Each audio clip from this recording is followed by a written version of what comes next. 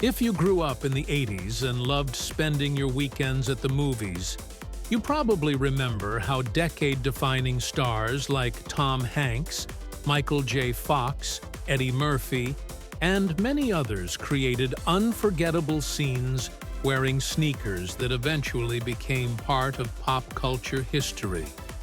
Some of these models are still successful in stores today. Others, not so much. I'm sure you'll recognize many of them, but I doubt you remember all of them. Want to see? The Nike Internationalist, originally released in 1982, is one of those old-school sneakers that perfectly capture the lightweight, low-profile running aesthetic of the early 80s. Built with a mix of suede, mesh, and nylon, the model brought that simple and nostalgic look that defined an entire generation of retro runners. With its EVA midsole, confident swoosh placement, and understated design, it was the kind of sneaker that didn't try too hard, yet still managed to stand out through authenticity and charm. In The Breakfast Club, the model shows up on the feet of Brian Johnson, played by Anthony Michael Hall, reinforcing the image of an ordinary high school student who, without realizing it, ends up setting a fashion tone of his own. The presence of the Internationalist in the film helped cement it as a symbol of 80s teen style, a sneaker still valued today by collectors and lovers of nostalgic pop culture. And this and many other classic sneakers appear often here on our channel. Don't forget to subscribe and check out the next videos. Released in 1986, the Nike Air Force 2 is a perfect example of how basketball sneakers transitioned into casual wear during the 80s. Built in sturdy white leather with a thick rubber outsole, the model captured the durability and structure that defined many sneakers of that era. The heel air unit offered excellent cushioning, while the clean, straightforward design gave the shoe a strong, confident presence, without relying on flashy details. It's the kind of nostalgic sneaker people recognize instantly, even if they don't remember its name. In Big, Tom Hanks wears the Air Force 2 as Josh Baskin, the kid who suddenly wakes up in an adult's body.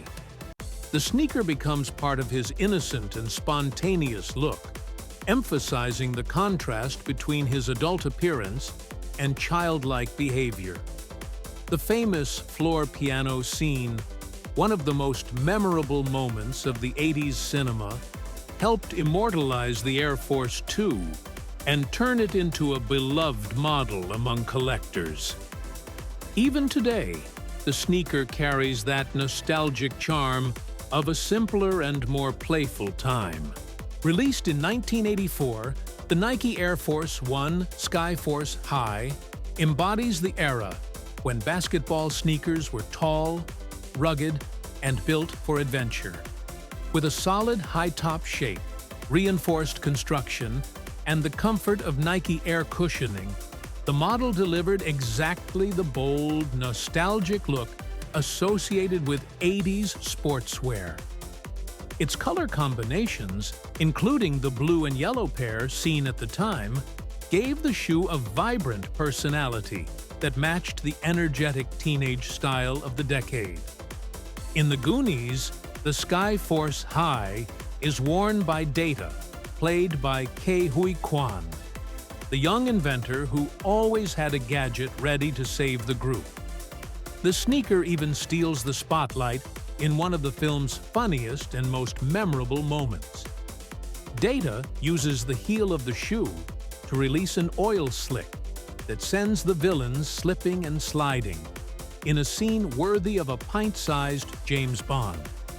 That moment turned the Skyforce High into a cult favorite among fans, giving it a nostalgic place in pop culture thanks to the charm and legacy of the Goonies.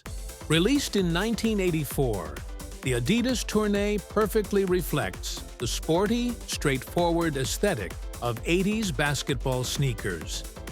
With its white leather upper, contrasting 3 stripes, and mid-top design, the model offered durability and support without losing simplicity. The rubber outsole with reinforced traction made it ideal for school gym courts, while its internal padding added comfort, whether for real games or for long days on a movie set. Its retro construction makes it instantly recognizable to anyone who lived through that decade. In Teen Wolf, the tourney is worn by Scott Howard, played by Michael J. Fox. The sneaker becomes part of the character's evolution, especially during the iconic basketball climax, where Scott, now transformed into a werewolf, leaps for a powerful, unforgettable dunk. That scene helped elevate the tourney to cult sneaker status among fans of the movie, even though the model itself didn't receive many reissues over the decades. For anyone nostalgic about the 80s, it's impossible to watch Teen Wolf without remembering the silhouette that helped a teenage werewolf dominate the court. The Converse Chuck Taylor All-Star is one of the most timeless sneakers ever created, and its high-top version, originally released in 1917, remained a staple for generations long before the 80s arrived. With its canvas upper, rubber toe cap, and flexible sole, the model embodies pure simplicity. It's the classic old sneaker that teenagers wore for decades, representing authenticity, freedom, and the nostalgic spirit of youthful adventure. Lightweight, iconic, and instantly recognizable, the All-Star high top fit perfectly into any coming-of-age story. In Stand By Me, the sneaker appears on the feet of Gordy LaChance, played by Will Wheaton, and becomes part of the emotional journey that defines the film. One of the tensest scenes, the race against an oncoming train, highlights the All-Star as both a practical piece of footwear and a symbolic part of Gordy's childhood. Although the movie takes place in the 1950s, the All-Star's presence helped strengthen its identity as an 80s teen movie icon. For many fans, just looking at a pair of high-top Chucks is enough to trigger instant nostalgia. Released in 1972, the Nike Cortez is one of the most iconic sneakers in the brand's history. With a low-profile leather build, slim silhouette, and lightweight EVA sole, the Cortez stood out as a simple yet refined running shoe long before the sneaker boom. In the 80s, its understated colorways, often in gray with white and red accents, made it a perfect fit for the decade's clean and nostalgic aesthetic. It's a model that carries quiet confidence, representing both comfort and the early days of Nike's rise. In The Karate Kid, Daniel LaRusso, played by Ralph Macchio, wears the Cortez through several of his training sequences with Mr. Miyagi. The sneaker reinforces Daniel's humble, grounded personality, a direct contrast to the flashier styles worn by his rivals. Its presence during some of the film's most memorable moments helped turn the Cortez into a pop culture symbol, forever linked to the movie's themes of discipline, perseverance, and growth. Even today, many sneakerheads refer to it simply as the Karate Kid shoe. The Nike Bruins, first released in 1973, remain a classic among old-school sneakers that shaped both sports and casual style. With its clean leather upper, low-top silhouette, and minimalistic design, the model delivered a timeless look that felt right at home in the 70s and 80s. The most iconic version, white with a bright red swoosh, became a visual signature of the sneaker, representing the early era of Nike's evolution. Its simplicity and nostalgic feel continue to make it a collector favorite.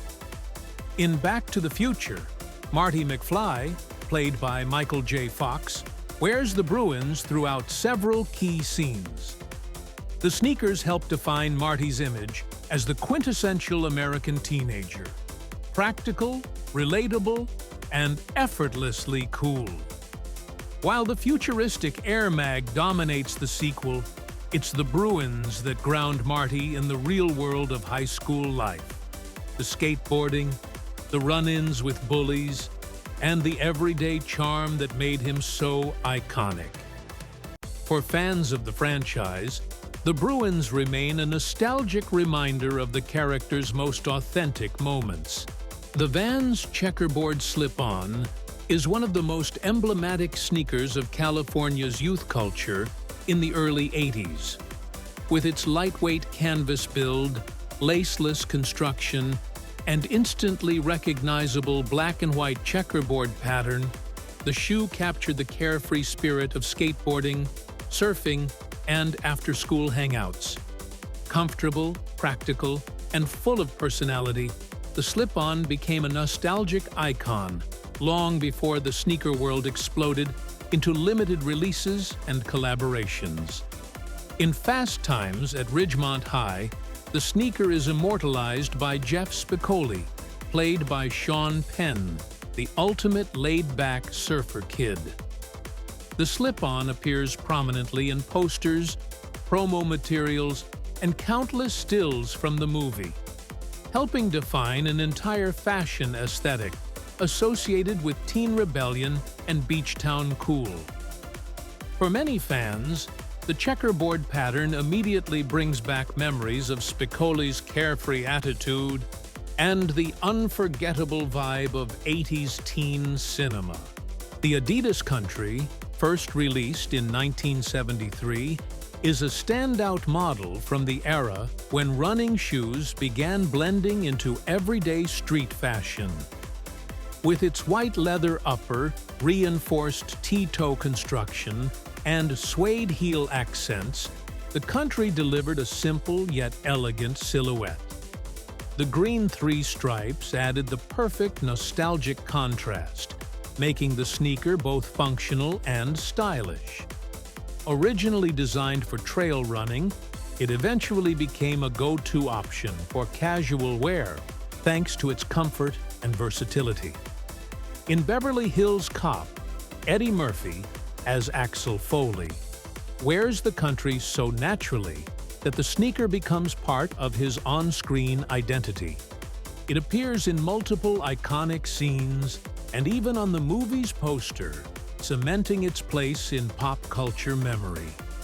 The bright white and green colorway stands out against Axel's laid-back outfits, making the sneaker instantly recognizable to anyone who grew up in the 80s. Although it disappeared for a while, recent reissues helped revive its nostalgic charm, especially among fans who love the classic blend of action, comedy, and 80s sneaker style. So, which one of these classic 80s sneakers marked your favorite movie? Tell us in the comments. And don't forget to watch our video, 9 Iconic 90s Sneakers that became famous through Hollywood.